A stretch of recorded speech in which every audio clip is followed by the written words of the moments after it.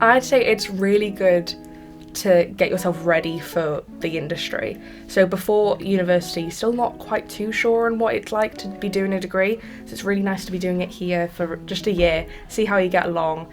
And it does give you that discipline of what you can expect for university. So we're doing a play at the minute and it's all student led. So it's just that way to depend more on yourself than a teacher would in like level 3 or like A levels and stuff. So it's just really good in the sense of getting used to it. Emma and John have been amazing throughout this entire course. They offer loads of support all the time. They've really helped me develop my pieces for audition for drama schools, and they've really helped me, develop my skills as an actor in total. I don't think I could have done it without them. So, it's very, they're very, very good tutors. It's so nice, to be honest.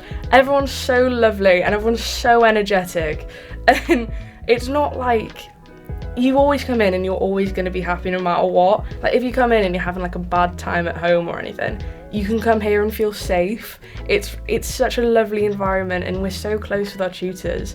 Like Emma and John, they're so lovely, they're so nice. And we're all just so close. It is like a little family, as cringy as that sounds. But we are so close with each other, it's really nice.